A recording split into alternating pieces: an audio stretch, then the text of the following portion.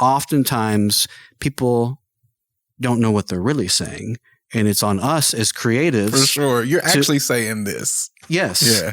Yeah. This is what you really want. And I'm not going to take it personally, but here's what I'm hearing. I'm just wondering, like, over your journey, like, what has been your experience of that? Because mine, I used to be like, oh, f*** you, it's good. You're an idiot. You don't know what you're talking about. That's got to go in the intro. You know?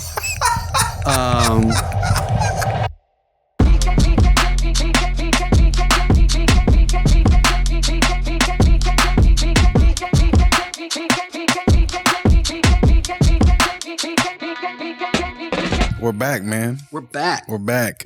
I was thinking about our time together, and I don't know if you remember this or not, but 2020, a year that was exceptionally hard for all of us, you were offering these like coaching / discovery calls on Instagram, which were so helpful.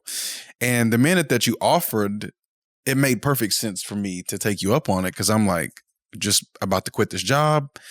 And I've got a plan, and I've kind of got a cushy situation that I'm in that can really help me support that plan. And I wanted to publish a book. I didn't have a platform. I didn't have any backing. I had like 2,000 followers on Instagram. And in our discovery time, I was telling you how I was planning to play small. And I was like, man, I'll maybe buy like 200, maybe 250 books. I feel safe and comfortable with that. And you were like, dude, if you're going to play small, don't play at all. You were like, you need to buy 500 copies and you need to push all your chips into the center of the table. And if you do that, the return that you'll get on your investment will be astronomical, because you will have to work around the difficulties of doing something of this magnitude with essentially no proof that says you can.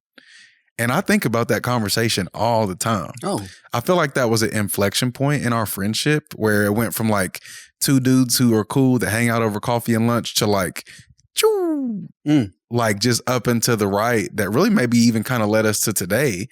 Because I mean, that was maybe something that you just did because, you know, that's who you are, and like you were offering it. I do remember that conversation. I remember I was on a run. I remember exactly where I was on that run when we had it. It sticks in my brain still to this day. And I don't know if not influenced by you making that decision to purchase that many copies and ride that wave, that season would have been what it could have been. And so did you do it? I did it. And honestly, it worked out perfectly.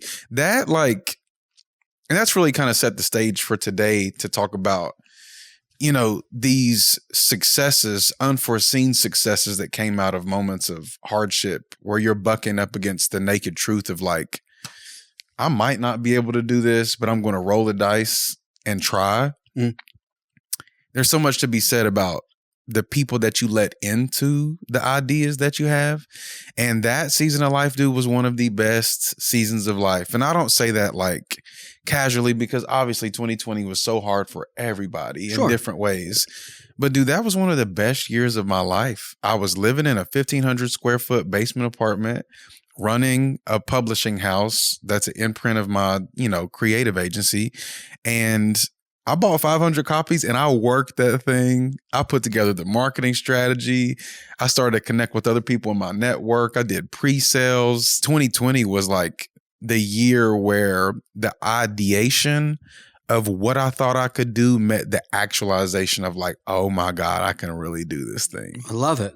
Yeah, and so thank you. Hear me say thank you, bro. Like that discovery call did so much for me and really pushed me to a place of belief that was delusion at first, and then it started to happen and come true. And I was like, well, maybe it's not so delusional after all. No, I don't think any of our dreams are delusional. Sometimes you just need to say them out loud and get checked on them. Like I need that all the time. And 2020 was really interesting, because I think we all look back on it in one way, because there's so many people that like, fuck, I loved it. I didn't have to go anywhere. I got to work on my house. Like it was, I got to unplug. Like it was great. So many people loved 2020.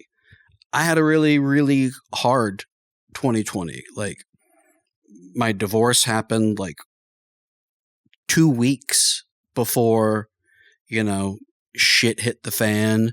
I did not know that. You did not? I didn't know that. Oh yeah, man. 2 weeks before COVID is when,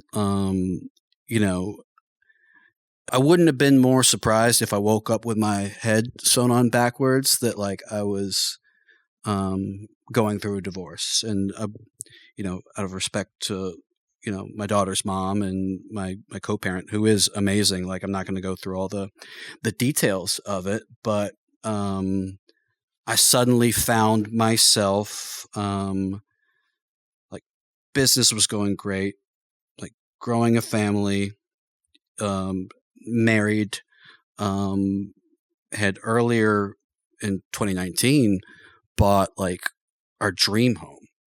And so for the first time in my life, we've had a lot of conversations around belonging and things like that. For the first time in my life, I felt like, oh my God, I belong. Like this is going great.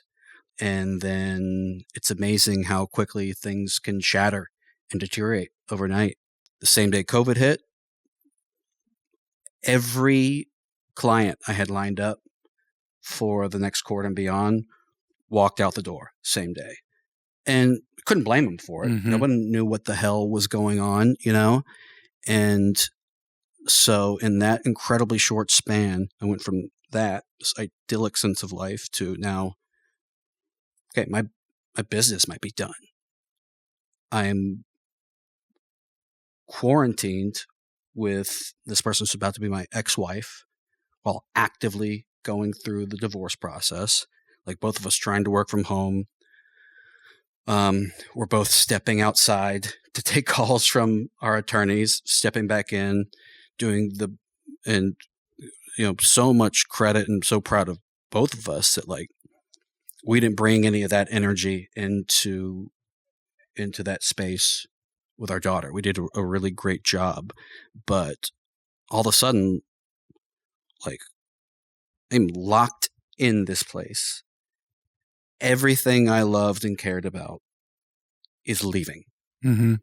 And this is a very like self-pity sort of way to frame it, but it's what I felt at the time.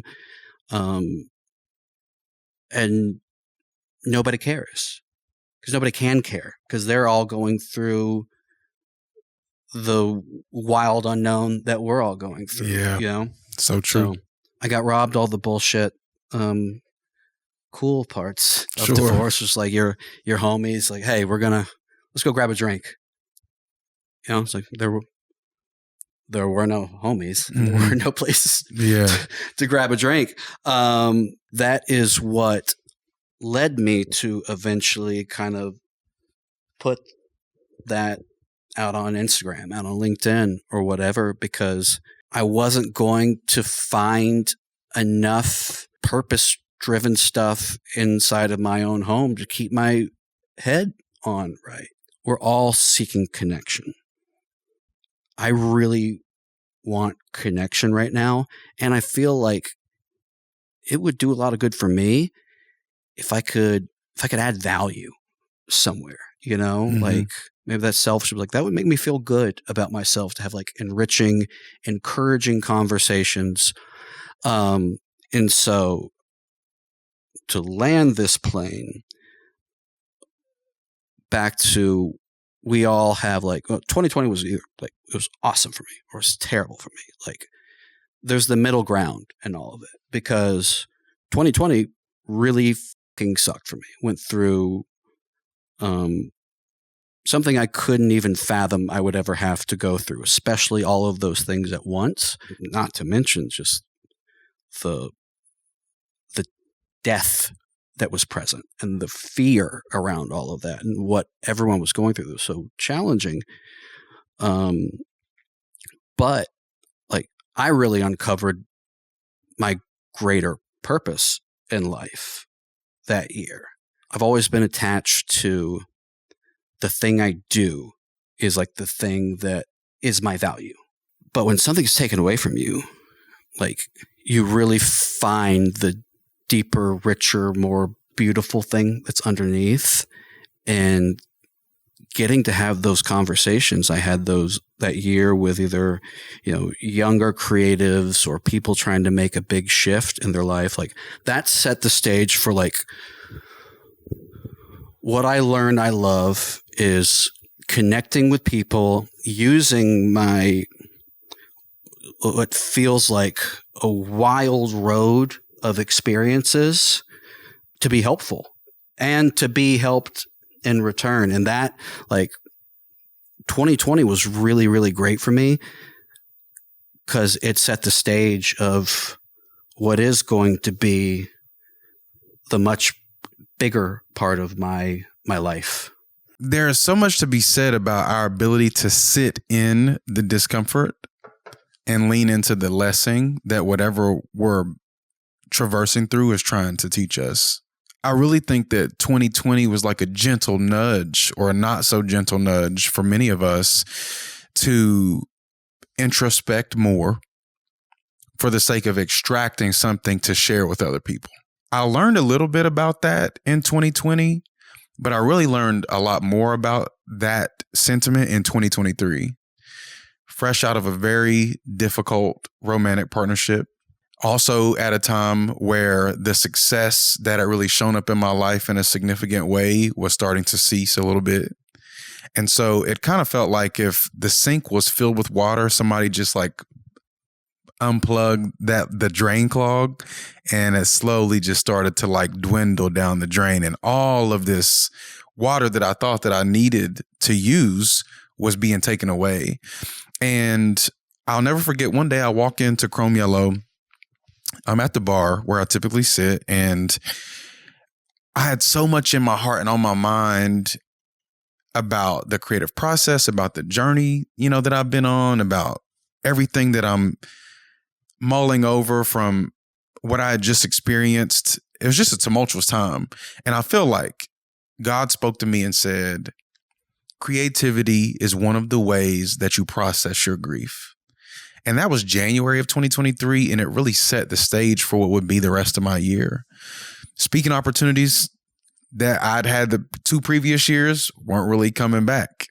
I had released my second book in 2022. It did pretty well, but it didn't have the success that the first one had. So I feel like the impact that I was looking to have had really been decreased in a significant way, and I was grieving a lot. I couldn't even encourage myself, and so I would sit down at least 2 to 3, sometimes 4 hours a week, and I would just like consistently write about whatever I was thinking about, whatever I was reading, whatever I was researching and studying.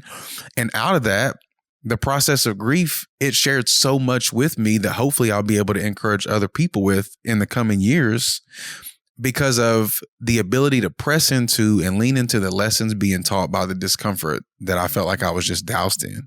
That is the most constructive and valuable thing we can do with our pain. Turn around and use it in a way to show people, say, hey, I see you. Like it may not be like for like, may not be one for one, but here's the pain like I went through. Here's what I learned from it. And I hope that's encouraging to you.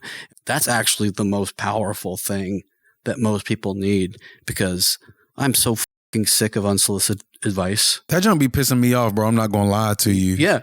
Like, for real, I think that it takes a high level of emotional intelligence to realize whether you need to speak into something or whether you just need to stop and listen. One of my... And it's okay to ask. Yeah. What's helpful right now? Do you want me to give you some advice? That's good. You just want me to listen? Listen, man, I think it was like 2018, this woman who I love very much, who was like a kind of like a mother figure mentor to me, but still kind of like sisterly too, if that even connects and makes sense.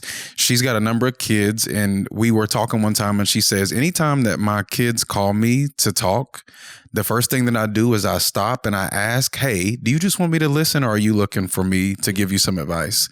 And to be honest with you, when I heard her say that, 6-7 years ago, that's something that I had to start considering when I was having conversations with people too. One, do you realize how vulnerable it is for me to actually share what it is that I'm going through? And two, this is why I don't share kind of openly, and it takes really people who I'm inside an intimate relationship and friendship with for me to even open up in that way. I said something about a year ago that said, if you haven't sat with my story, then you don't reserve the right to speak into it, because you'll be trying to give me some very general knowledge or your idea of what wisdom is. And it don't even fit my scenario, but you're just giving it to me because one, you want to hear yourself talk, or two, you think that based on your previous experience that this will be a good fit for me. And I'm not saying that it's always done in a negative way, or it's always done in like a domineering way. But I think that, to the point, sometimes it's better to just stop and listen versus try to give somebody advice on a situation that, one, you're not in, two, you don't have the emotional capacity to, one, even really hold, and three, this might not even be a fit for me. Right. You know what I'm saying? It's never malicious. Yeah. I know that. Like, it's always done mostly done with good intentions, but it lacks all context, which means it lacks like listening and asking the right questions to like deeper understand the situation. Because it can be very disarming when you start something with that question, like, hey, do you just want me to listen, or do you want my advice? Because I think it's very rare the person being asked that question, they know which one it is. I don't really know. And then they'll just kind of start talking. Mm-hmm. And that's like, I always take that as the cue. Okay, it's listening, And then once it gets to a comfortable place where they know they've been heard and seen, like, that's when the door is a little bit more comfortable to poke through, to like maybe bring in some advice. We got to give people time to talk too. Yeah, exactly. I'm so much more willing to open up to somebody when you ask questions before you try to provide advice. And I never try to expect something from someone else that I'm not willing to also ascribe to myself.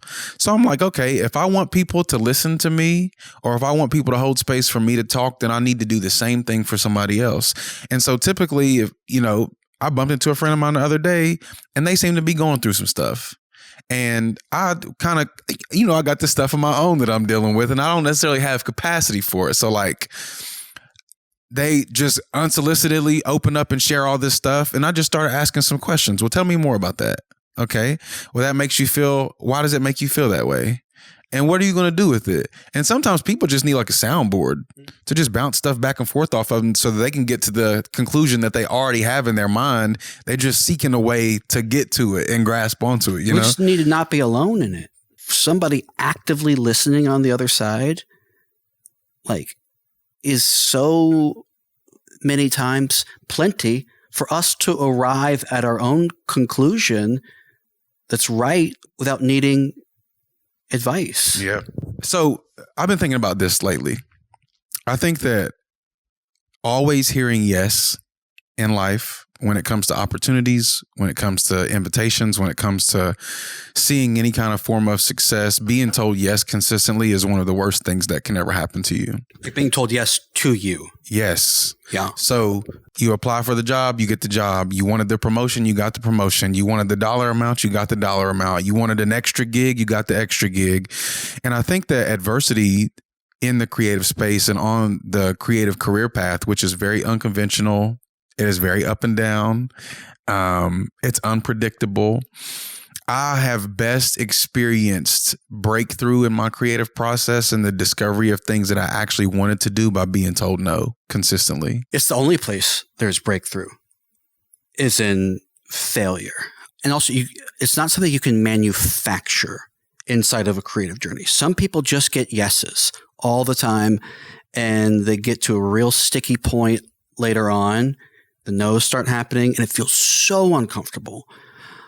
I was fortunate enough to fail so often, so early, that no's and failure didn't scare me. Mm-hmm. They did at first.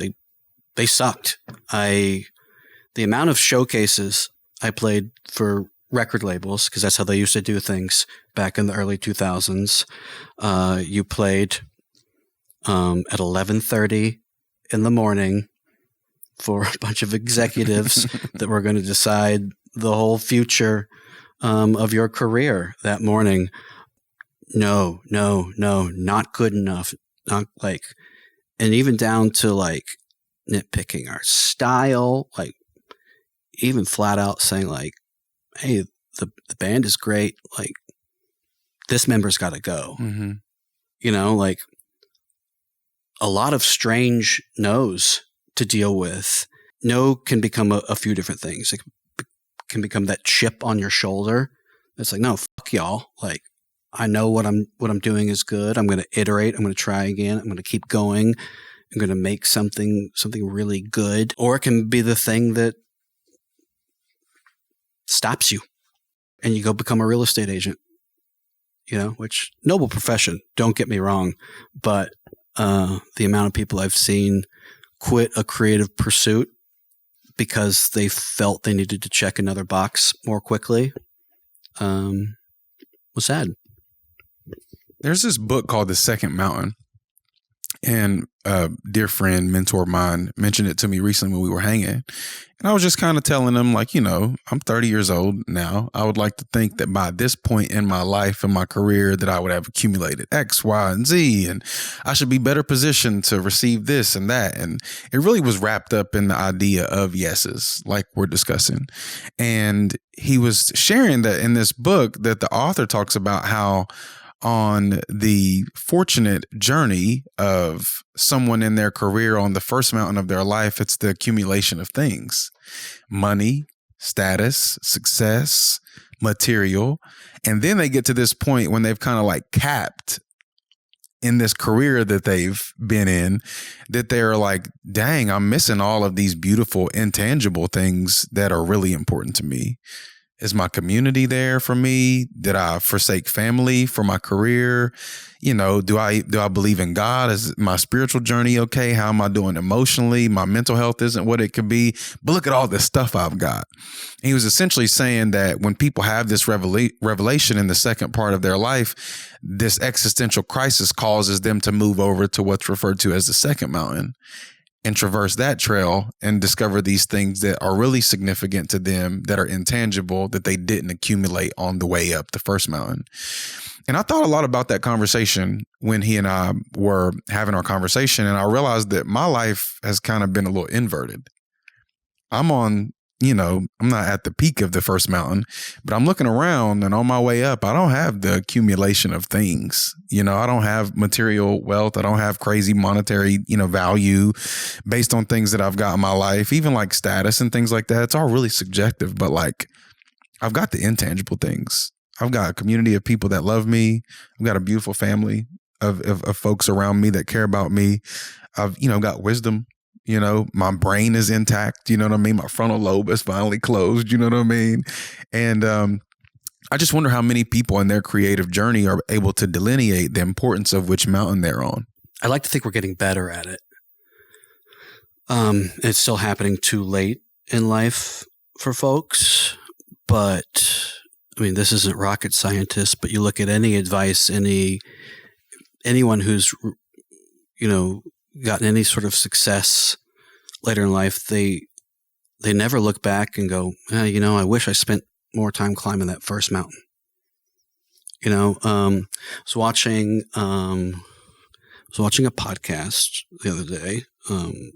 It was really a clip of one with this guy, Naval. You familiar with Naval? Naval's awesome. Forget the guy he had on, and I'm going to butcher the quote, and we'll get called out in the comments section like we did last time with the Oasis thing. But the message, guys, it's the message that's most important. Heart of the message was he had built this amazing medical practice, you know, genius, was kind of a laureate speaker, gave so much of his world to that. He's like, I wish I spent more time playing with my kids. And it wasn't like, I wish I spent more time with my kids. So I wish I spent more time playing with my kids. Like sitting on the floor, playing things with them. Like that, like that was the thing he looks back on.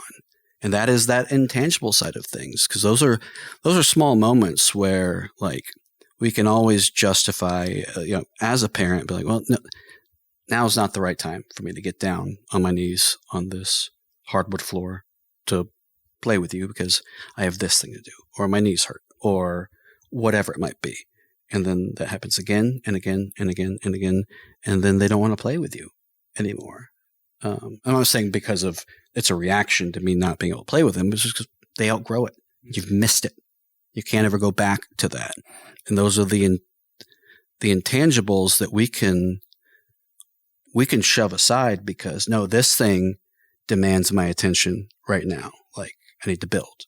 Like, I need to chase down this client. I need to close this deal. Therefore, this thing can wait. Lunch with a friend, coffee, building that side of our lives. Because that's the thing, for whatever reason, we think will always be there. And it's not going to always be there. It's not. And I feel like I really tried in my 30s to build that. And, we talked about this last time, in the friendship episode. I find myself in my 40s, like, those intangible things, they're all I care about, And so when that comes back to work, it's like, I want to build those intangible things with my team. Mm-hmm. I want to focus radically on those intangible things with my daughter and in my personal life, mm-hmm. in my relationship. Because life is too short. The two mountain theories, like, okay, we build one, we plateau. It's like, okay, now I need to work on this next one. I get it. There's something about that also feels like a luxury. You know what I mean? Like, oh, I've got all this stuff and I don't have to worry about that anymore. So now let me use all those resources to put into this second phase. I agree. Build experiences for my friends, my family, and start to bring them back in. And like, that's not my reality. That's not my world. I feel like if I was to create that analogy for myself, it's like a pretty shitty, like busted, gym wall you could climb. And there's like this one and there's this one and your rope is tethered in the middle. And so I just like bounce back and forth and get a little bit farther up each one. And while I'm, fucking Tarzan. When I'm over this one, the intangible one, I was like, feel pretty high at this one. And I look over at the wall I just left and see how far people are up on that one. It's like, if I'm jumping back over, I'm way farther down than they are. I better get back over there. Makes a progress. And then vice versa. It's this, you never get as high as the person you're looking at who's higher on the wall than you. I think that it's important for us to understand why we're working. And I'm not saying find your why. That's not what I'm saying. I think that as individuals in various industries and marketplaces, it's important for us to know why we work. Yeah. Some people get up every day and they just go to work. And okay, they've got a family to provide for. That's honorable and commendable. And I respect that. There are others of us who are maybe single that don't have as many obligations, and we get up every day and we work so that we can get to the weekend. We don't actually like what we're doing. We don't like the people that we're doing it for. We're unimpressed. We're not excited. We're exhausted and mentally just blasted because we're giving the best parts of ourselves every week from this hour to an organization or individual that's taking more than they're giving. But I think that if we discover why we're working, then we'll be more motivated to help build the life for ourselves that feels more livable in the future. Story for you. I'm in LA a couple months ago. Very dear friend of mine and his girlfriend at the time were about to get engaged. It was a surprise engagement. People love them so much that they flew from all over to come and be people from Mexico City. People came in from New York. People came in from Chicago. People came in from everywhere. Their parents came from various places, even from Canada. It was beautiful. And we're all there. And it was one of the most beautiful experiences that I've ever had in my life. It's like this beautiful stretch of a week that just feels like it keeps on expanding. You know what I mean? We're going to coffee. We're going on walks. We're having dinner. We stayed at the Ritz in Santa Barbara. It was nuts, bro. It was one of the most beautiful weeks ever. But one of the most beautiful moments, I was with the gentleman who I went for his sister, and their family was there, mom and dad.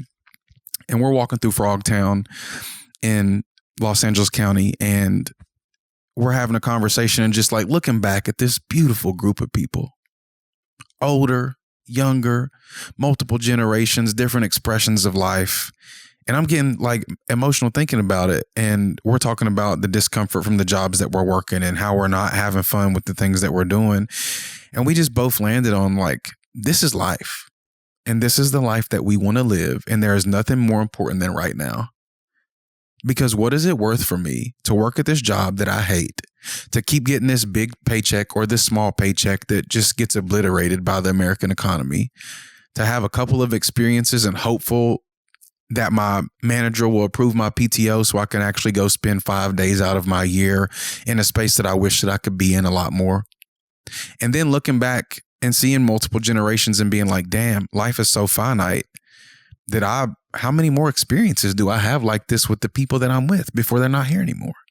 When I think about what it looks like for us to understand why we're working, if you're just getting up every day and working a job because you feel obligated to, or you're just getting up every day and working a job because it's the business that you built, or you're just getting up every day and hopeful that you can get that next check so that you can, continue paying your mortgage or continue paying that rent to live in that part of town, you got to get beneath it and ask yourself like, well, why am I doing this? And the answer for me is, why do I do the work that I do or the work that I've done previously? The newest revelation is because if I've got more resources, I can create more resources for other people that hopefully fulfills that void in my heart that feels like I'm not helping anybody. When I'm doing that, I feel like I'm loving God, I'm loving people, I'm serving the individuals, the communities that I'm called to, but I'm also able to utilize the time that I have to make experiences with people who I love and cherish and adore and would regret if none of us were here, furthermore today. And because of your why, you can get behind a why inside of an organization that serves your why. Yeah. They could be completely different, but they're aligned. But it's still important to know the nuanced versions of why. And I mean, that was something, with my team that I just have the amazing honor to lead on a daily basis at the agency. So we've got a project coming. Here's the timeline it needs to happen on. Here's the budget we're doing. I know it's not the budget we typically want to work with. And so give me the roadmap to make it happen. And for so long, it took them like making me pause and answer this question. I was always bypassing, and let me tell you why we're doing it this way. Why we're doing it in a way that feels uncomfortable, is different than what we would want, is different than what we would need. Because if you bypass that, back to assumptions, they're just working on assumptions. Well, Andrew or whoever just wants it faster and better and cheaper for whatever reason. I'm working on the assumption they can understand the why behind it. We stop saying, hey, here's why we're making this decision to do it this way. Here's what here's the implications of it. Okay, cool. Yeah, it's not what we want, but we get it. We're aligned. We believe in the why. And then the why, it ultimately serves their own individual whys inside of things, right? Which are all different. But understanding your own why and being able to understand the why of something you're involved in is so important. And I think it's such a destructive thing to culture. But, well, they don't need to know the why. They're hired to do a job. Just here's the timeline. They don't need to understand why we've made this decision to do it? So yes, why don't they? And I love the question of why, because oftentimes, like in an existential way, like also all the pressure being put on me, like to do things differently or like fast. So I say, why? For who? For what? And to put like a little bit of a spiritual spin on it, like you show me your why and I'll show you what you worship. I go to the gym 3-4 days a week. I go for long walks 3-4 days a week. I do hot yoga. Why? Because I want to live a long life. Yeah. In the Psalms, David prays a prayer and says, Lord, I pray that you'll give me long life. How can I pray a prayer about long life and I'm not doing things that are conducive to pursuing the thing that I'm actually praying about? Totally. I struggle with that a lot. I think we all do. Same thing about, why did I quit my job 5 months ago? I was unhappy. I was suffering mentally and emotionally. And I felt like I was being drastically constricted from being able to live the life that I wanted to live. Now, quitting that job gave me a new set of stresses. But just like I know, and I saw this recently, is that the cost of admission for your new life is your old one, which means that all of the ideas that I had, the fantasies that I'd drawn in my mind, the conclusions that I created about this new life, I didn't necessarily calculate all the things that would come equipped with the price of admission for that new life, which means that I have to have a new perspective. It means that I have to have new ideas that can create and generate income. I have to maybe partner with some people to actually get some things done. I need people around me that can pray for me and a community that can lift me up and call me out when I'm tripping.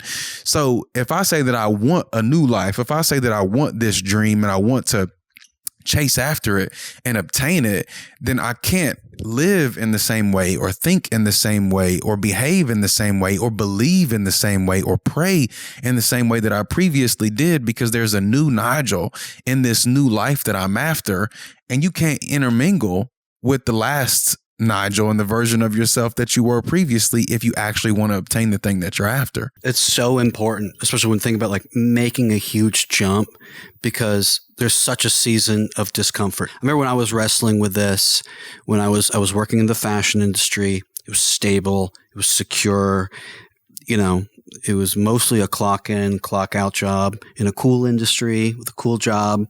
I didn't want it anymore though. And I had this opportunity to, jump in with Dan and Carson and start this agency. And I had a really profound lunch with my ex-bandmate, Nathan Smith, lead singer of my band, who's just been one of my lifelong, like really great mentors and like one of my greatest friends. And he always comes in with just like the most profound, simple, like kind of one-liner advice. He goes, like, really what you're facing down is like, it's the law of diminishing returns. The longer you put this off, the more difficult it's going to be. It's going to be difficult right now. There's no getting around that. But if you do it right now, you have this degree of difficulty to deal with, and you have all this you're going to get in return. The longer you put it off, the more difficult it's going to be, and the less you're going to get in return, because that's how time works. And so those returns are diminishing the longer you wait. Yeah, it's hard, but until you do it, like that gap is shrinking. Mm-hmm. There's getting more uncomfortability and less in return. And I think, too, people need to familiarize themselves with the law of harvest. That essentially states that it's impossible for you to plant seeds and till the ground and fertilize them and water it and let the seasons do what the seasons need to do in order for the fruit to flourish from the thing that you've invested in the most. And one, familiarize yourself with the law of harvest to know that, like, okay, I might not be able to see nothing above ground, but something going on down there. And I've been saying the most in this season, and my mentors and my friends and all the people who I hang with know that my complaint in the last year and a half, almost 2 years, is that I haven't been able to see any fruit. And I feel like there are 2 points to that. One is sometimes the fruit that you receive from the hardship that you're experiencing is the knowledge and wisdom that you get. Number two, my favorite teacher of the Bible, his name is Robert Madu. He's got a church called Social Dallas in Texas. He says that sometimes you're after the fruit and God is after the root, which essentially is him explaining to us that we want to see these fruits in our lives flourish, often in the material space or often in, gosh, I finally was able to harvest this, beautiful bounty from this field that I've invested so much in. But he's like, well, God's really after the root of it all, which is like, are you like mentally healthy? Are you emotionally healthy? Do you still love the Lord? Are you looking at him as the gift giver? Or are you just looking for the gift to be given to you? And so like God's trying to diagnose this heart issue in us when we're really looking externally when we should be looking internally. And I've learned so much about myself in this season of hardship and had to wrestle with the hard questions of like, dang, do I still love God the same as I did previously? Is communion still prioritized for me? Like, or have I been brainwashed by like this American gospel that is just like God is this like genie lamp that we rub and he like pops out and gives us the things that we want? Hey, Santa Claus. You know what I mean? You give him a list and you get presents. That's like very honest and vulnerable. And I've had to check my heart over the last couple of years and really come back to like, dang, the secret place is the most important place. And, my relationship with God is only as healthy as like the investment that I'm willing to make. And like, dang, sometimes I am looking for the fruit in my life, but realistically, I should be consulting God and asking him, well, what's the root of this issue? And what is it that you really want to outwork in me on my way to the thing that I believe that you've called me to? Yeah. Sometimes you've done all the work. You've done the tilling. Bro. Like the seeds in the right place. Like you're ready for it. You know what to expect. And then it just doesn't rain that year. Bro. It doesn't rain. And the hard work is just fucking busted. So then what are you going to do? Going to do it again. Yeah. Because I think it's going to rain this time. Mm-hmm. It just is what it is sometimes. And that sucks. I agree, man. I was at a gathering, 2 weeks ago with a room filled with incredible folks, artists, creatives, entrepreneurs, the whole lot.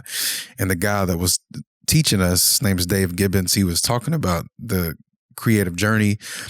And sometimes you wander through the wilderness and you can't explain how you even got there.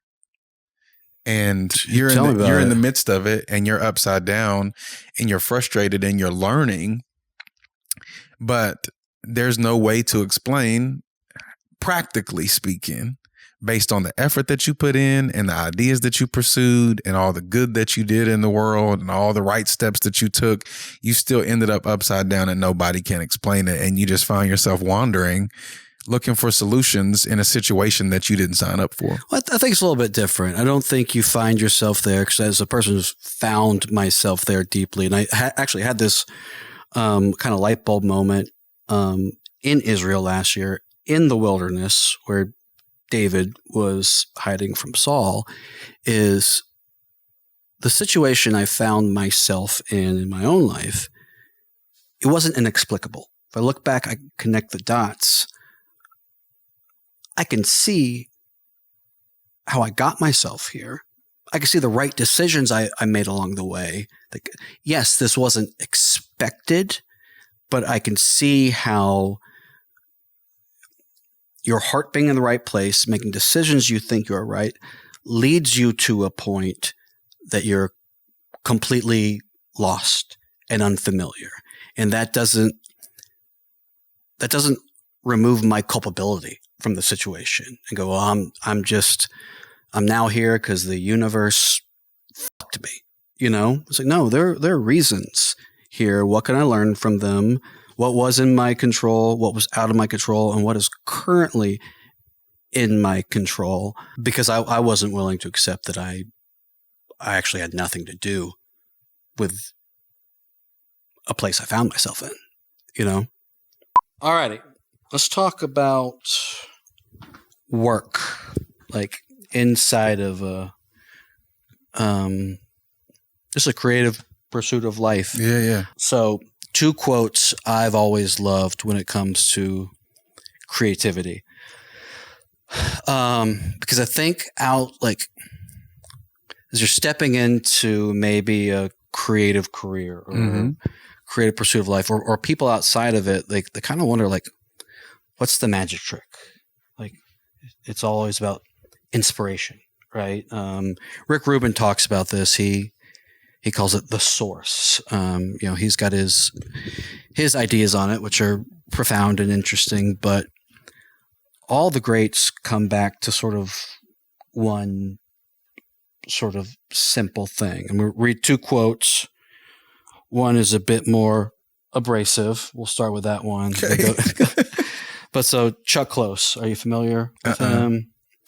Fine artist. Does a lot in did a lot. I'm not sure if he's passed away, but he, I think it was ALS he ended up with, and was an amazingly able to still maintain a highly prolific career, even inside of that horrible disease.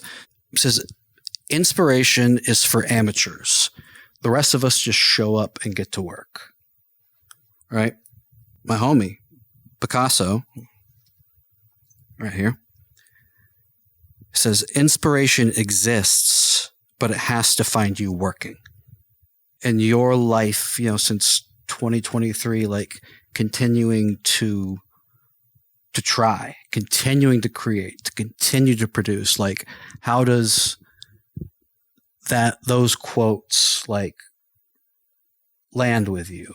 I think the Picasso quote, I immediately shook my head and said no. Now, who am I? I mean, who is he? You know what I mean? Mm-hmm. But what I'll say is, as artists and creatives, I don't think that we're never not working. And so inspiration is always going to find you if you're willing to act on it. So I think maybe that's the essence of what he was saying. So for me personally, there's always something I'm cooking up. There's always something I'm thinking about. Whether I'm acting on it or not, it's always in the ether. So I don't need inspiration to work. I just need discipline. Inspiration helps.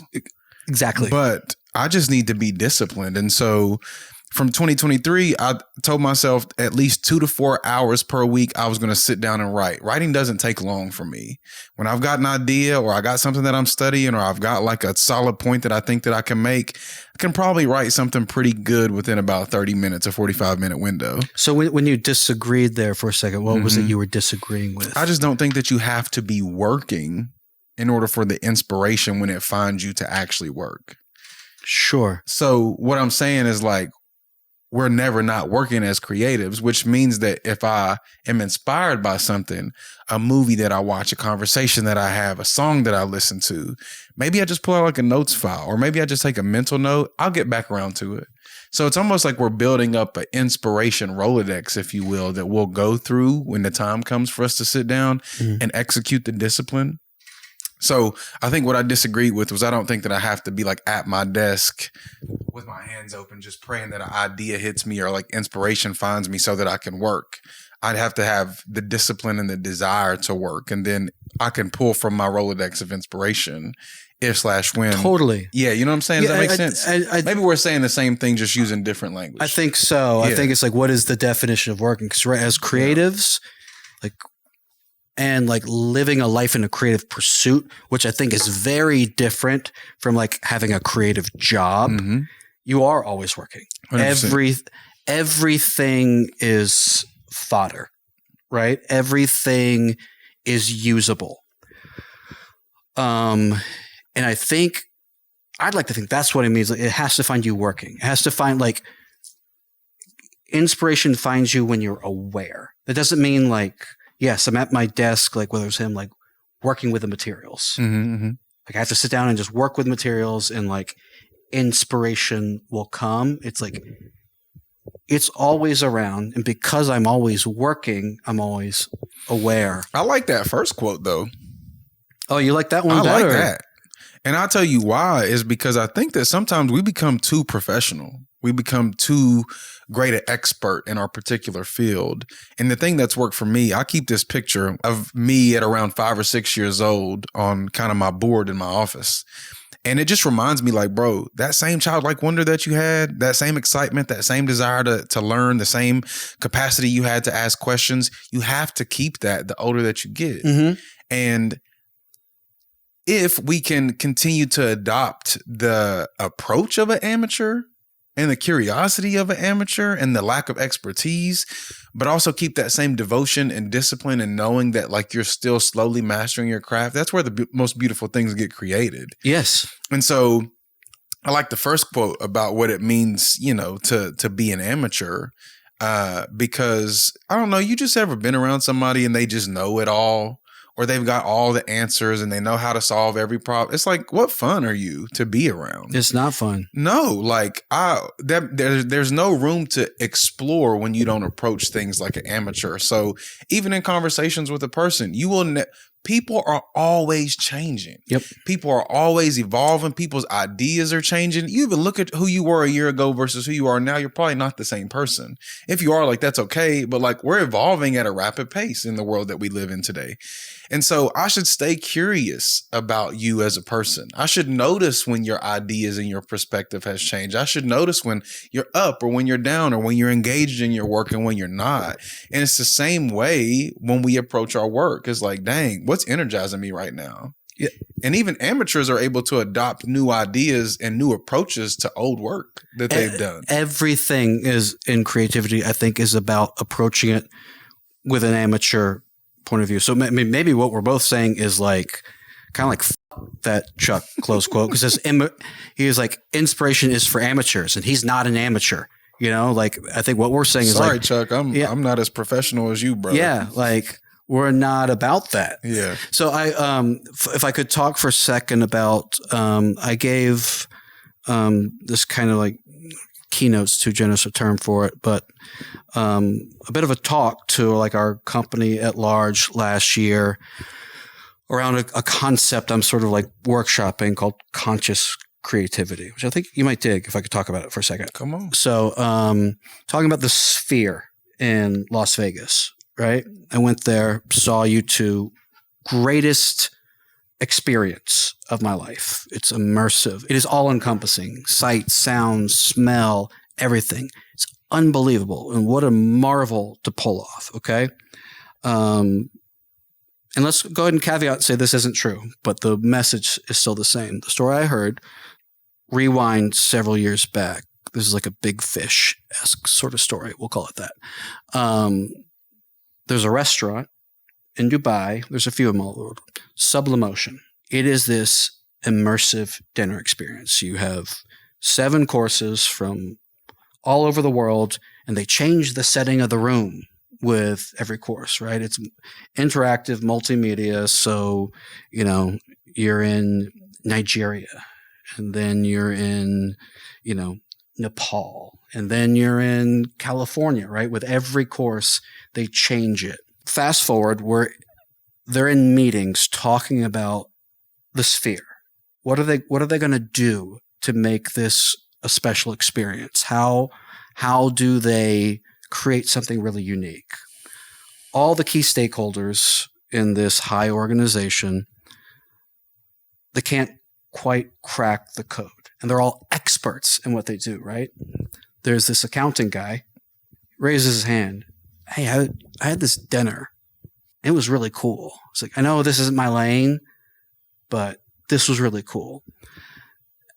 And it like kind of cracked the code on what they needed to do to make it a unique experience. We can call that a fable for what it's worth. But what it took in that moment was somebody having the awareness to know they experienced something unique, and they can use that to contribute to a conversation that's outside of their lane. All it took was the courage and the confidence to say something. Be like, hey, I know this isn't my world. I'm an amateur, so to speak, in this, but maybe this is something. And so like conscious creativity is, I'd have to look back through my notes to like fully come up bring myself back up to speed on it, it's constantly being aware of our surroundings, being open to those experiences, having the confidence that it's valuable, and then the courage to say something in the moment in the midst of experts, because your amateur view, it's what it actually is it's fresh. Mm-hmm. Because those of us that have done this and done this and done this and done this, we have the ways we think about it, and it's hard for us to get out of our own boxes, and we need amateur, fresh, outside perspective. It kind of speaks to the danger of homogenous communities. Yeah. And what it looks like. And this is why artists and creatives typically run away and start their own things, or become solopreneurs or contractors or permalance employees, because there is an advocacy towards being an amateur that they bring to the table of people who they all think the same, and they all look the same, and they all feel the same, and they're all in this echo chamber just bouncing the same idea back and forth off of the walls of the room. And then this one person speaks up and they feel stupid because they're made to feel like an oddball, right? Or their idea is not what these people are used to hearing. And I think that anytime you find yourself in a community of people that's been so insulated that it's become homogenous, you got to get out and run for the hills, man.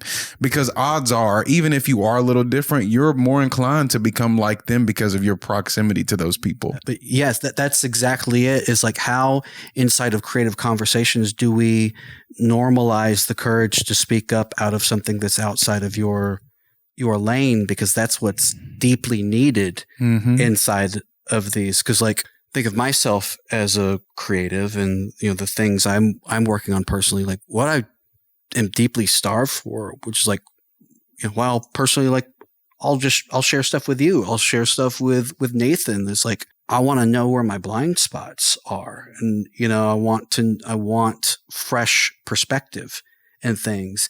And especially inside of creativity, we create an environment that it feels scary to speak up, because, well, he's the expert, and what do I know? This isn't my world. Well, I think that's something that you do so well too, is you just stay open. I think you're always willing to listen to what somebody has to say. You're always willing to ask a question or be curious about what somebody has to say. I don't ever think that we've been kind of like sitting across from each other in the last 7 or 8 years, and I've ever shared something with you and went home with like a vulnerability hangover because you spoke back to what I said in a way that just was like, oh, well, he must know better than I do. You know what I'm saying? For sure. So, like, just hear me say that for one. No, I mean that. I'm so serious. That's not always the case with people, especially creatives. And I tell people all the time, I like to have it my way, but like, I'm an AB personality. I'm not type A. It has to be done this way. It has to be done in this particular process. It has to be ran through this system. I've got cool ideas. And even when I stand up to teach the gospel to people at these churches and conferences, I will typically start by saying that I don't have answers. I have ideas, because I realize that my only obligation in a space that intimate is to plant seeds and let God water them. Even if I did have seminary education and I was some kind of outstanding apologist or evangelist, I still want to be open to the person who is skeptical about the faith to scratch that itch in the back of my mind that maybe I stopped paying attention to, that could continue to make me more curious on my, journey to sanctification and my own individual pilgrimage and my own ideas about God. You'd be amazed at the little invitation that somebody who's an amateur could extend to you as a quote unquote expert that could just give you so much more revelation in whatever journey that you're on. Totally. You know what I'm saying? Hey, Nathan, could you throw me my sweater? I'm freezing in my own house. It's right there in the chair. Oh, that's kind of like the old days when like they'd throw you a guitar from off stage for the set change. How do you feel like you've grown in receiving feedback as a creative? Because, like, caveat it, or qualify it with a few things. Like you've said, like, I know this from working with you. It's not a bad thing. Like, you like things to be a certain way. You like them to be your way. And so when somebody's, gives you feedback on something that is contrary to that, how have you learned or grown in reacting to that and then either applying it or not applying it? Well, I typically try to take things where I know they're safe. Like, I just know some people are so high strung or so wrapped up in their own individual world that they're probably giving feedback based on recent experiences, an argument they might have gotten into with their wife or their children, a professional frustration that they're feeling at their job. And so that's why you have to have discernment as an artist or as a creative, because when somebody gives you feedback about something, you have to know if it's for you or if it's from them. And there's a huge delineation that has to happen. And I'll tell you why. When I was working for a particular company some years ago, there was this guy who was visiting, and we had connected several times previously, but it was always in space of the office. And he worked with some big name people on some cool projects, which I thought to myself, well, that's cool. And he thought to himself that he was larger than life because he had these cool connections with these people.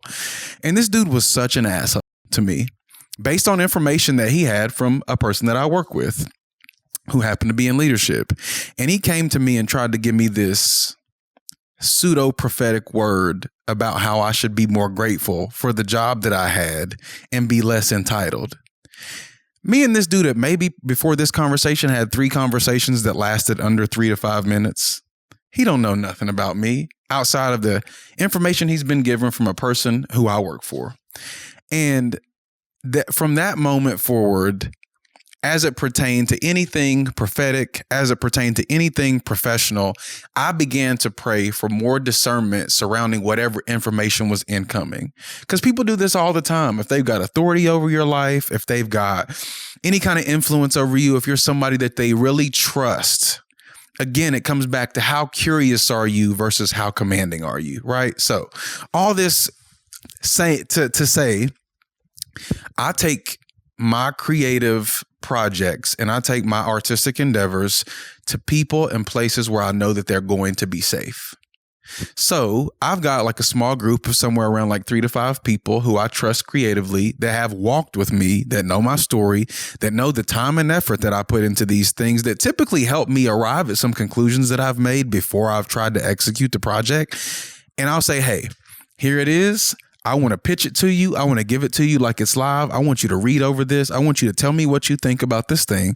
And if they come back to me and they tell me it's not good, I got to take that for what it's worth and lick my wounds and go home and try to like recreate. So like a creative brain trust. Absolutely. One of the best pieces of advice that I ever heard about people who are successful is that they have a board of advisors over their life. And it's like non-official. It's not like, hey, I want you to be on my board of advisors. But I've definitely got people who I look around my life and say, like, that person's on the board of advisors for my life. And I will run every big decision by these people. If I need prayer, I will run the things that I need prayer for by these people. If I got big projects that I'm working on and I just need an extra eye or hand or heart on it, I'll run it by these people. So like, I'm very open and receptive to feedback in places with people who are safe, because I can't tell you how many dreams I know of people who have been just absolutely crushed because they shared it in the wrong place at the wrong time with the wrong person. And they had dreams of going in a particular direction or doing a particular thing, and they were rerouted because they felt insecure and didn't have confidence because they shared something with someone who was special to them, and that person spoke to it and they rained on it instead of trying to shine a light on it. You know what I'm saying? Sure. And I think that's a really wonderful thing to have. It's a privilege. It is. When you don't have that, and you're working with a client on something, so to speak. And, one thing I've had to get I've had to get better at in my career is like hearing what I need to hear inside of feedback and discarding the things that I want to take personally and finding like what is the truth in it, what is actionable, and what are they really saying? Because oftentimes people don't know what they're really saying, and it's on us as creatives. For sure. You're actually saying this. Yes. Yeah. Yeah. This is what you really want. And I'm not going to take it personally, but here's what I'm hearing. I was just wondering, like, over your journey, like, what has been your experience of that? Because mine, I used to be like, oh, fuck you. It's good. You're an idiot. You don't know what you're talking about. That's got to go in the intro. You know? And it's evolved to a point where, like, again, just like radical listening and compassion, because I'm ultimately, me or my team, we're delivering something that is deeply important and meaningful to these people, and that has to be validated. Agreed. So what is useful to apply, and what has nothing to do with me? That's okay. So this is perfect, and I'm gonna take it in a unconventional direction and bring it back. In the last 2.5 years, I've applied for over 200 jobs. I have networked. I have sent emails. I have been in Slack channel communities with people who could potentially help you get some work and get hired. I have had speaking opportunities with huge conferences get put on the table and taken away. I've had opportunities to consult for high dollar amounts doing digital strategy and content development for some of the biggest agencies that put on the table and taken away. I've gotten no after no after no after no after no. And the one thing that I've discovered in all of these no's is that oftentimes it doesn't have anything to do with you. And somebody could be watching this and want to clip it and be like, wow, this is why, people need people around them, because maybe it's you and you're the problem. Look at my resume. Look at my portfolio. Let's put his resume on the screen. Look at these beautiful creative productions. And I'm not saying that I'm entitled to opportunity, but I've worked really hard and put together a beautiful body of work and a consistent theme in my reputation of being able to deliver at a high level with excellence and make people a lot of money and have a lot of social impact. And right now, it just ain't working. It hasn't been working for quite some time. In all of it, I've had to remind myself, like, bro, one, the work that you get is not who you are. Two, the yeses that you get aren't indicative that more yeses are coming. Three, it's extremely important for you to know who you are before success arrives, or you'll be sucked away in the wormhole of your wishes coming true and think that that has to be the standard for life, when that's just not true. You can try your absolute best and deliver on a product or deliver on a service, and there will still be somebody out there, or there will still be people out there who don't have interest in what it is that you're trying to offer. And so, like, this is the issue of business, is that there's not really a universal product out there. And when you consult with business leaders and you consult with people who are trying to help you identify the market that you're supposed to be in or the audience that you're supposed to be serving, they often tell you to niche down because you can't serve everybody. And if you go in thinking that you can serve everybody, then you're going to be drastically overwhelmed at the underwhelming output of whatever it is that happens when you put that thing out there. The thing I've been trying to hack or crack the code on, and work with like designers that I mentor, whether on my team or elsewhere in our organization or outside of it, is not to call you out, but there's this instinct to put it as a them problem. They don't get it, right? They don't get it. When, like, I tell, and I had to learn this the hard way, and just bring it back to design, is we're already working with somebody that's opted into it, right? They know they gave you a yes. They gave us a yes, and we gave a yes in return. And now something has gone sideways. And what it comes down to is, like, this is especially true of designers. They do want to have that, like, fuck you, you don't get it response. So it's like, no, we have a we have a responsibility, whether it's fair or not, to also be educators inside of this and ask the right questions. Let me educate you on the right language to use when giving feedback. Okay, so you say you want it to pop, or you want it to like jump off the page. That means nothing, my guy. Like, we gotta get more clear about exactly what you want. What is it not doing for you? Do you want it to communicate like more playfully, boldly? Like let me take the time to equip you with the tools to help me help you.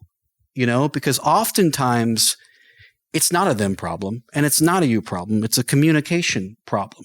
They don't know how to say what they need because they don't do this every day. Right. And it can feel like they just don't like the work or they don't get it. And you're like, I don't get them. Like they're impossible to please. When if like the brakes are put on, it's like, no, they really want what you have to give. They chose to work with you because they want you. And you chose to work with them because you think you can help them. So now how do we like create the proper language to arrive collaboratively at great work? Because I'm so disinterested these days in like writing somebody off as like, oh, they're an idiot. They don't get it. No, they're smart people. They just don't know how to speak the same language I do around this. Just like I don't know how to speak their language, and I need inside of what they do. Yeah, and that's why we're not the same, And it's creatives historically have these like lines in the sand they draw of like, well, you don't get it, and like stay over there and like sports and like whatever it is. I'm sorry, the sports thing is just funny to me because the amount of creatives that are like, oh, sports ball, like, oh, it's like I'm an artist. It's like sports are cool. Yeah, they are. No, to your point, and I hope that it didn't come off in my delivery like I was saying it's a them thing, because I think that there is something to be said about like, okay, I have to reflect on this time and ask myself, well, why is this happening? Is it something on the resume? Is it something in the portfolio? Am I not being clear enough? Am I applying to the wrong places? Am I having conversations with the wrong people? Like, so I hear you 100%, and I'm sorry if it came off like that. No, I wasn't saying that. I mean, sometimes it straight up is a them thing. Yeah, and and sometimes it's neither of y'all. You went to the well for bread, and there's never any bread in the well. 100%. No, I agree with you 100%. And I think that, look, conflict is such a good thing, because it helps you get clear.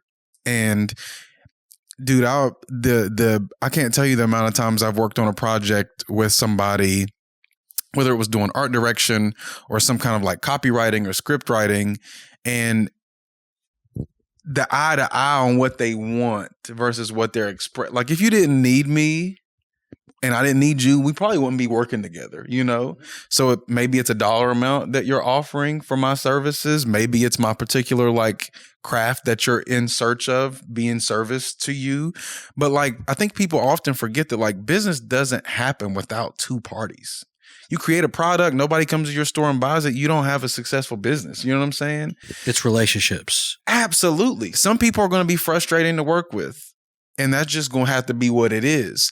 But I think that, yes, there is a constant teaching and education around communication that has to happen for you to get clear on exactly what it is that you want, so that everybody walks away happy with the end product that's created mutually between the two of you. I had a conversation with a guy yesterday. He's very high up at Nike and moving into something different. And we were just talking about like how he and I can work together. And it was a really like life-giving, amazing conversation. And like kind of where it netted out was he was like, what are y'all best at? And I was like, we're a team of great designers, great copywriters. We're excellent practitioners. What we are best at is listening. Because intangible service. Invaluable. People will come to priceless. me individually, or they'll come to us as an organization and be like, this is what I need. Okay, tell me why you think it.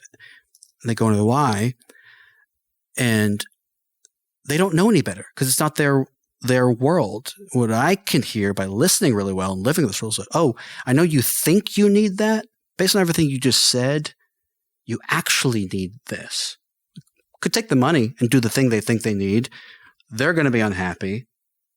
I'm going to be unhappy that they're unhappy. When if you actually listen to the problem that needs to be solved creatively and reframe it compassionately and show them like, hey, this is the actual problem I hear you saying, and it's not your fault. You don't know that's not your problem because you've identified the problem the best way you know how. But this problem is not your industry. Your industry is other thing. Like, I hear the actual problem. Let me solve it for you now in the best way, collaboratively with you. And that's when real wins happen, I think, in a creative partnership. I agree. But an amateur inside of a creative endeavor, let's say it's a SaaS client or like a golf brand, whatever. We step into that like as amateurs. We don't know the space. What we know is like our perspective that we can bring in. And like we use that as a superpower, being like, we don't know your world like you know it. We come in with fresh perspective. You think you have this problem. We hear there's this problem. Is that the one you want to go solve? I think there's a lot of fear about stepping into something you don't know anything about, carrying your expertise into it, but also having that amateur approach and being open to be like, hey, I don't know this world. Yeah, it's a brand new character stepping into a world with no information about the world they're stepping into. However, that character is also bringing in a wealth of knowledge and experience and expertise and can really provide help and service to the world that they're stepping into if they're guided in the right way. Mm-hmm. So I've said this previously, maybe like a year or two ago, you can comment on it, but are you qualified to critique it? Think about this. How many times every week during football season or basketball season do you see these people in comment sections on ESPN or comment sections on Bleacher Report or any of these other outlets that cover media as it pertains to sports? And you got people talking about what they would have did differently if they were in that situation. And then you go to the person's profile picture and it's a couch potato who's 75 years old, who's never thrown a football or a shot of basketball in their life, telling you how they would have did it. Or you got people having GOAT debates about LeBron and Kobe and Michael Jordan, who didn't even make, all state when they were in high school playing basketball and they never played collegiately before. Or you got people who are judging a performance at the Super Bowl during halftime and they have never won an award for any kind of musical creation ever. Comment on it all you want. But if you ain't in this space and you ain't doing it, you are not qualified to critique it. It's not to say that like you can't speak into what you see, but be careful how you speak on it and speak to it with honor and respect, because people are doing stuff at a performative high level of excellence, and you couldn't even do this thing if you dreamed of it. It's why the Monday morning quarterback phrase exists. Sure. Right? Because hindsight's 2020. Yeah, I never would have thrown that ball. What if you caught it? When it works, you're a genius. If it don't, to hell with you. Everyone knows it shouldn't have been done that way. And that's like, we bring it back to creativity. It takes risks. And it takes collaboratively aligning on risks and being okay that like, hey, we got this one wrong. There's no value in the one I took the risk with that align on, being like, well, actually, if it's up to me, I would have done that. I would have taken a different route. It's like, well, cool, but yeah. One of my favorite Kanye quotes ever, he said, if you think you can do it better than me, then you do it. Yeah. And I think that there's so much to be said about that creatively, because how do you become successful at anything? You try. You had an idea, you act on that idea, people like that idea, it works, you try to replicate it and become as consistent as you possibly can. And so there's a patience that goes into it. There's an application that goes into it. And when error occurs, let's try to adjust as much as we can so we can go back and get it right. And there's no way you can shoot 100% on every project. There's just no way. No. And that's what it's like. And you got to be okay with the failure of the project too. Brad Montague, he's got this book that's either coming out or it's out right now, and it's called Failibration. And he just talks about celebrating the success of your efforts and knowing that when you fail, like there's something to celebrate in your failure because like you tried. Like, man, oh, you know that old A$AP Rocky quote? Like, when has it not been cool for you to try something? Yes, I love that.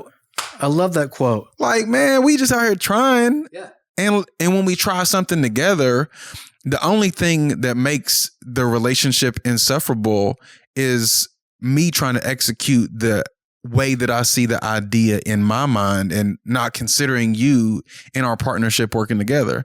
Like, I'm sure we both feel a way during these conversations or the outline leading up to the conversation or trying to get on the same timeline moving forward from month to month, seeing when we can actually get in here and record. And what's happened every time we've brushed up against some stuff that didn't feel good? We walk through it, we talk through it, we get on the same page. And look at all the beautiful stuff we're able to create when we get out of the way of one another. Like my all-time goat of goats, Virgil. He says, perfection has never moved anything forward. Society, culture, design, perfection doesn't move things forward. What moves things forward is the act of trying, failing, and learning. So he says, I'm very disinterested in perfection.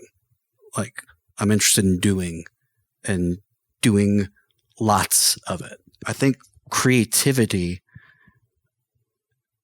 is ultimately it's a means of communication. We break it down as successful or not successful is a much different way to look at it. So many of us hold bias as it pertains to what we engage with, and algorithms are the things that are informing what we like and what we don't like. Because if you go do the research, you will see that what you like is typically the bubble that you stay within electronically. So my TikTok is filled with apologetics, LSU celebration dance moves right now, it just is. And then it's also creative business stuff. If I keep liking and engaging with those things, that's all my algorithm's going to be. You got to like and engage with other things, especially if you call yourself an artist or a creative, because you don't know what you're interested in if you're always, again, back to the idea of homogenous communities, if you're always insulated with things that you prefer and things that you like. You'll never know what a Hall & Oates can do for you if you only listen to Jay-Z. You'll never know what Bob Dylan can do for you if you only listen to Mariah Carey. Like, there are just so many different nuances that go into the artistic and creative journey that can open your world to what you can do for other people in service to them through your art if you're willing to engage in things that are different. I went to Denver back in June, I think. As soon as I landed, a buddy of mine texted me and was like, hey, bro, I got tickets to a show at Red Rocks tonight. You want to go? I said, hell yeah, I'm trying to go. It was Trevor Hall. You listen to Trevor Hall stuff? Mm-mm. I'd never heard any of his music before. Never heard of this dude. I look him up, didn't know who he was. And man, I went and I had a spiritual experience at Red Rocks. It's like about the rain, the wind is blowing, then the sun comes out. It's about the rain, the wind is blowing, sun comes out. They're borderline about to put the show off because of how wild the conditions are. Eventually it stops, the storm passes. This dude comes out and he just blows you away with how, one, he's got an awesome voice, an incredible tone. Two, his music is very like mystical and almost like enchanting. It's like very spiritual music. It's deeply lyrical and poetic. It was awesome. Imagine if my buddy texted me and he was like, hey, I got tickets to a show tonight at Red Rocks. And then he told me who the guy was. And I was like, oh, don't know him. Don't want to go. I would have missed out on what would have been the most beautiful musical experience at Red Rocks because I didn't have interest and I wasn't open enough. My ego was like, nope, not in my lane of interest in music. I ain't going to this thing. But instead I had one of the most beautiful experiences because I had no ego. I stayed open and I was interested in somebody else's art. I love where this where this went, because it's back to like the conscious creativity thing. Like as creatives, we have a responsibility to be open to opening our minds and experiencing things that are like, because if like, let's say take Red Rocks out of it. So, because like Red Rocks, you just got to say yes to. For you know, sure. like if you didn't know it was Red Rocks, right? It's like, hey, I got tickets to a show tonight. Like, here's a song. You'd be like, oh, I don't really fuck with this very much. I would have opted out or like used my preconceived bias, be like, no, I already know I'm not going to like this. Sure. I'm not coming, you know, versus being open, be like, okay, Red Rocks, beautiful experience. Don't know anything about this guy, but worst case scenario, it sucks. Sure. That's it. You know, best case scenario, it's a life-changing night. And I think that's so important for us as creatives to like, we're in a big like no culture these days, which I think it's important to like boundaries, saying no. But as we want to further ourselves as creatives, like constant yeses are so important to experience new things that we can use as resources and fodder and carry into like how we evolve as creatives. I agree. I almost don't trust people who claim to be artists and creatives who are closed off to experiencing somebody else's creative offering. People who, if I'm in a creative conversation and I bring something up, like, that shit sucks. I'm like, you don't know anything about creativity. You don't know anything about being a listener. You don't know anything about being open to new experiences. I think it's all inputs too. Yeah. You never know. Again, back to that ether. What's floating around in there that if you watch a particular genre of film that you didn't previously, or you don't watch a movie alone, but you watch it with people, if you listen to a new album or you go back and engage in some old stuff, inputs inform that ether. Yes. And when you are putting yourself in a position to receive new information you haven't previously and see the style that somebody else executed something, you'll be willing to go back and maybe renovate your process, and you never know what will come out of that. That's it. Like you may not have walked away from that concert being like Trevor Hall's #1 fan, like with the t-shirt you popped on over whatever shirt you were wearing. And like, you have the Trevor Hall guy now, but you walked away with a bunch you can bring into your own creative life and process. No question. And the experience was just the experience. Yeah. And the last thing I'll say too is like, everything ain't for everybody.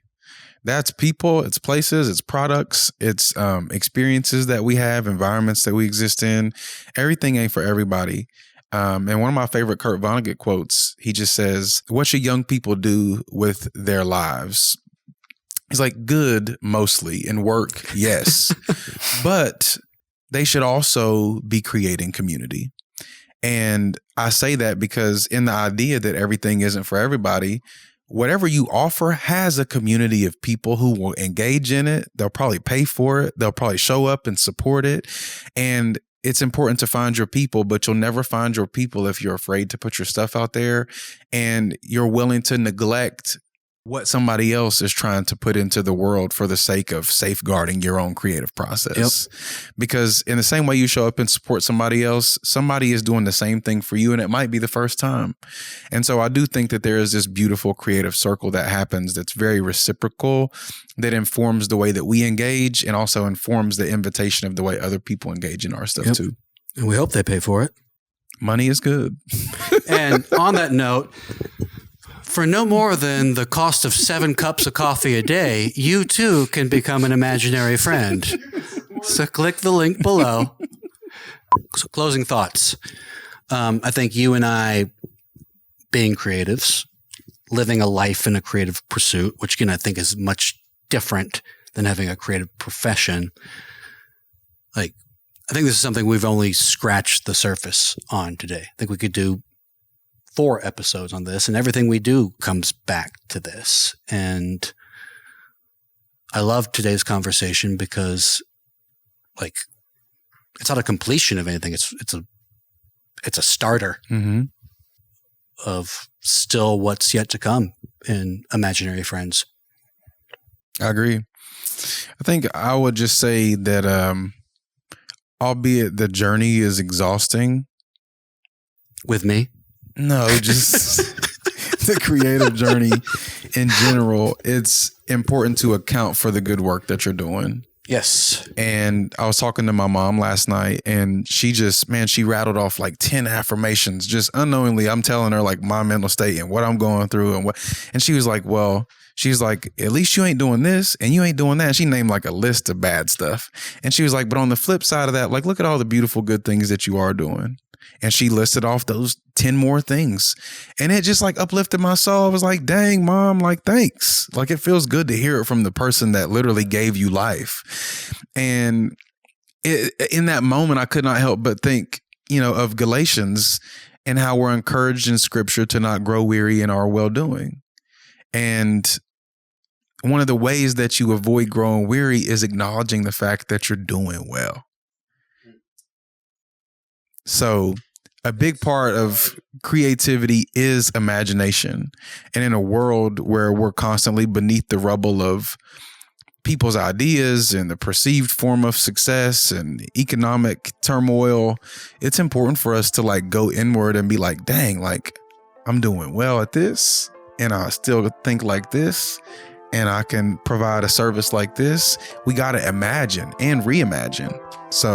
And we got to have friends. And And my name is Nigel Darius.